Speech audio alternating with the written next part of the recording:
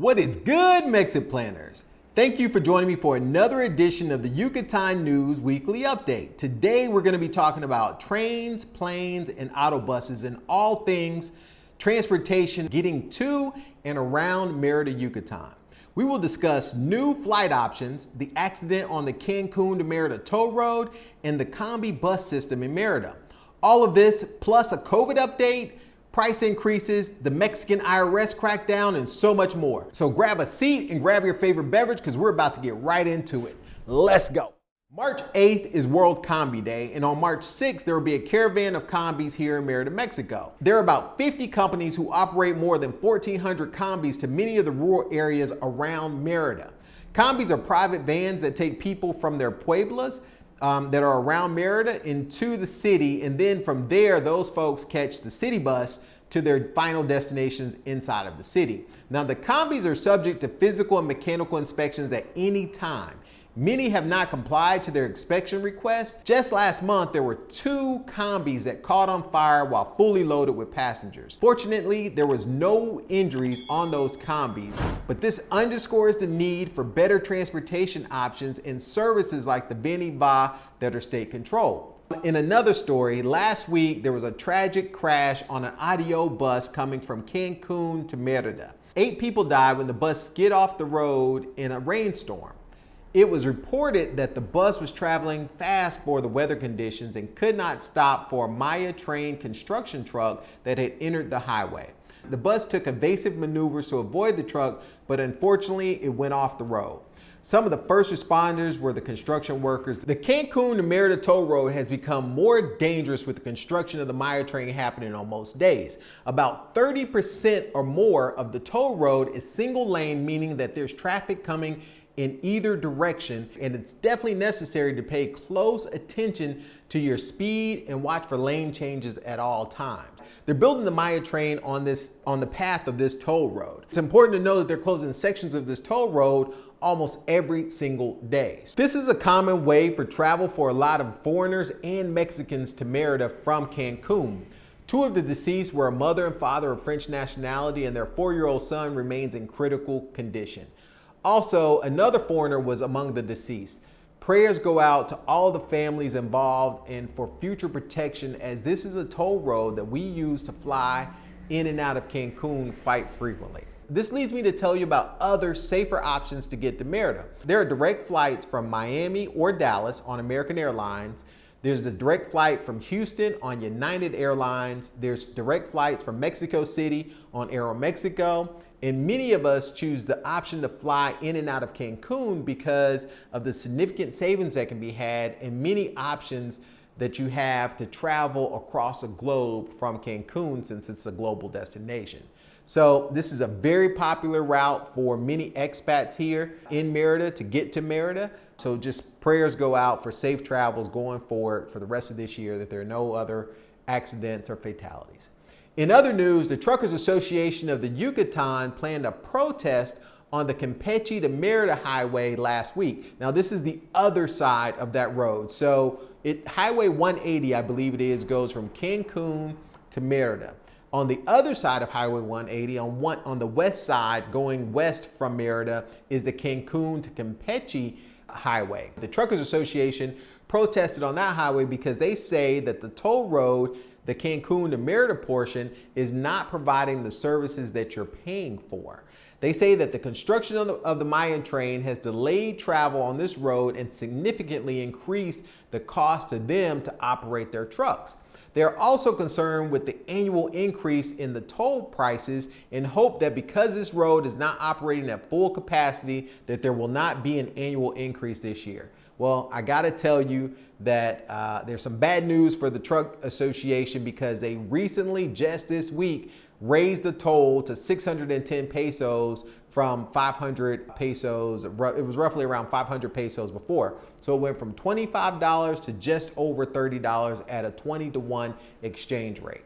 So unfortunately, the protest didn't work. The company that manages the toll road, the Cancun to Merida portion, is one of the companies that is building the Maya train. So there you have it. I am often asked about private drivers in my one-on-one coaching calls from Cancun to Merida. What I want you to know is please keep in mind that when a driver comes to pick you up from Merida to Cancun and to bring you back to Merida, that there's a minimum cost of about $60 in tolls. And if you're in my truck, a Nissan truck like I have, the cost is going to be about $75 in gas. So at a minimum, a driver's spending about $135 US to come and pick you up and to take you back. Not to mention that it's also a 7-hour round trip between Cancun to Merida and Merida to Cancun.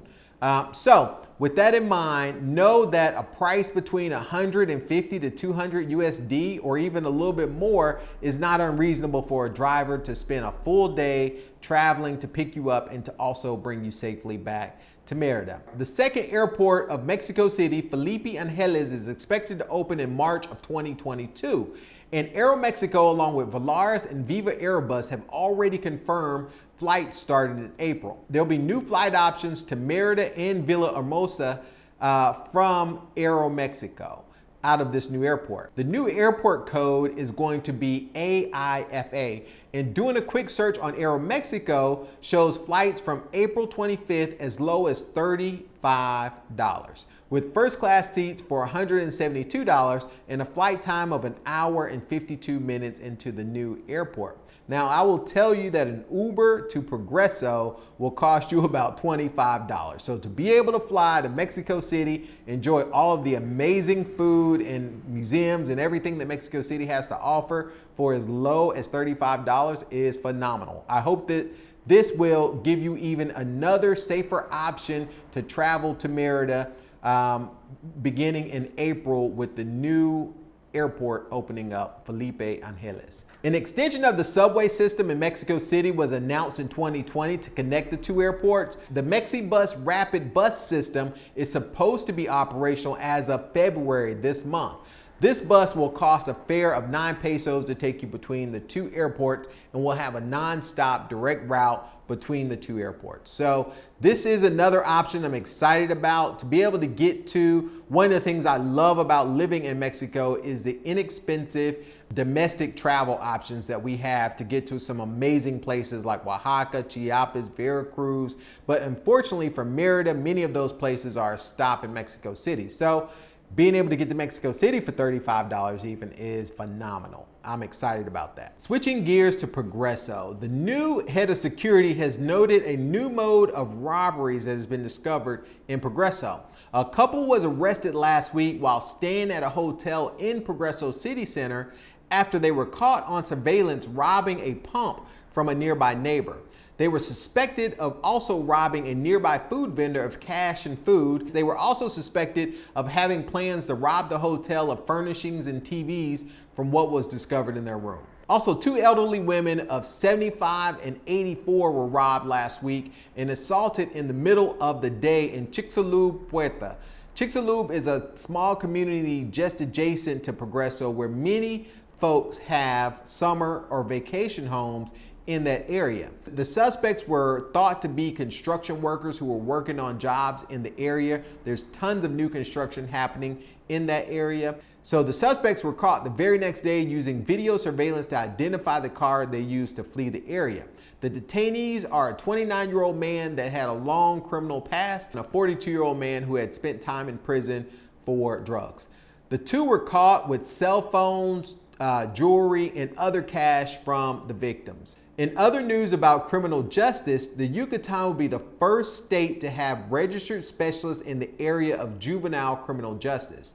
Those that participate in the juvenile criminal justice program and comply with the rules that are required by the Constitution for minors between the ages of 12 and 18 will receive a professional certificate of specialty in juvenile justice. And now for the weather. The weather recently has had many days of cold. Y'all, I wore a sweater, a wool sweater on February 14th on Valentine's Day as me and my wife went to eat on a patio and it was cold. So I'm glad I brought my sweaters down, but it's been unseasonably cool in the last couple of days and it has rained a lot during this time of the year. The effects of the cold and the rain has hurt tourism in Progreso. It's absolutely helped the prices of lemons reach a record high. The prices of lemons are now at 1,000 pesos per 20-kilogram box. So that's been something, I guess, of a bright spot. The citrus industry here is booming with the additional rain, but you know, it's also hurting other areas. Just this week we reached, or just the last couple of days, we've had rain. I think winter is probably over for the Yucatan, and it's now going to start to warm up. We hit a day earlier this week of like 93, 94 degrees. There's more of that hot weather to come, and I think we're starting to see the end of what we consider winter here in the Yucatan.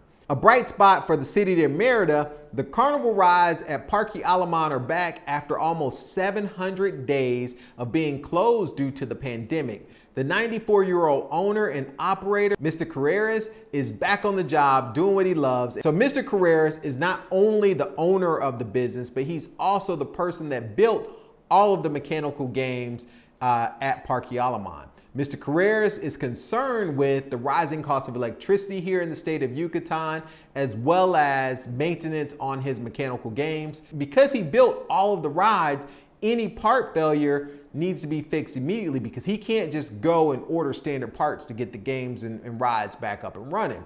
This is a very nice little carnival in Parque Aleman. His entire family is helping out to keep the business up and running. The cost of a single ticket is only 30 pesos.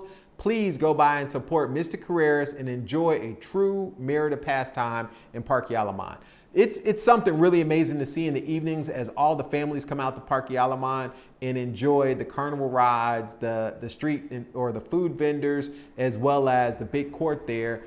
They have, you know, things for the kids to do. So if you're traveling with a child, certainly under the ages of 12, I would say Parque Aleman is definitely a destination you should check out. Also, the Extreme Park that's brand new, that's open here in Merida recently, you should check out. That is on the west side of town. In other news, fees to the archaeological zones of the Yucatan have increased for 2022. Visitors of the archaeological zones pay double entrance fees. They pay a fee from the INAH, which is a federal agency, and they also pay a fee to the state of Yucatan. The fee for the federal agency has gone up to 85 pesos, up 5 pesos from last year. The other fees to the state have increased to 571 pesos, up 154 pesos, or about $7.50 at a 20-to-1 exchange rate. The good news is if you're a legal resident of the Yucatan, Yucatecans are exempt from the state fees. All national and foreign visitors living in Mexico will have free access to the archaeological sites on Sunday. So all archaeological sites are free on Sundays. That is the good news. Speaking of fees, the Mexican IRS is going to pursue landlords who rent their properties in Mexico for not paying the required taxes on rental income. This appears to be a huge problem because most rents are paid in cash. Almost all of my landlords, except for one, have asked for payments in cash and not through transfers or banking systems. So I can understand why this is a problem. Landlords here in Merida and throughout Mexico are required to pay federal taxes and the VAT, which is the sales tax. 10% of the rental income is required to be withheld if they are renting to a legal person. The sales tax of 16% must be paid monthly, and the federal payment must be made quarterly based on the rental income. This is important for you as a foreigner if you're planning to buy a property here in Mexico and use it for rental purposes. So please note that the IRS is cracking down on those cash payments. Switching gears and giving you a COVID update, on February 8th, there were 441 new cases of COVID discovered. There were 11 deaths and 149 hospitalized. On February 18th, we finally hit below 200 at 191 new cases, 10 deaths, and 70 hospitalized. Recently, as of February 18th, we finally got below the 200 number threshold for new cases per day. Keep in mind, if you remember me saying in the previous Yucatan News Weekly update, that the cases are really 10 times higher than what's reported. The deaths remain about the same, between 10 and 13 per day. The governor recently said at a university that it's time for the students to get back to in-person classes because things are improving with this fourth wave. With fewer hospitalizations, we could be on our way back to green. And in fact, just yesterday, the federal government of Mexico has moved Yucatan back to semaphore green, although the state semaphore remains at yellow. As of February 15th, we were supposed to be back to being able to have large events based on the last semaphore change. And there's a big bullfight that was scheduled for today, Saturday the 19th. The date for large gatherings, such as weddings and concerts, has been pushed back to March 1st, 2022. I would not be surprised if on March 1st, we are also back to a semaphore green for the state level. It seems that the government realizes that we're going to be living with this virus for a while, and they now know how to manage the situation better this time around. In the fight against the virus, the community of Tisman is going to pay residents 200 pesos, or about $10 US, to residents over 40 to get vaccinated. This is the second time in that area or in that city that they've implemented a pay for vaccinations. Switching gears just a bit, two big development projects were hinted at by the mayor of Vallodolid. Although no details were given, many people suspect that a major clinic similar to Star Medica of Merida will be in the works in Vallodolid. Now that is big news for that area. Vallodolid is probably the second largest city in the state of Yucatan, so getting a major hospital facility, world-class facility like Star Medica that we have here in Merida is really big for that area. If you want to know more about details about the Veni Va or other stories about the developments here in Merida, check out the playlist right here. Until next time, thank you guys for watching. Thank you for your attention. MexitPlans Monty, I'm out.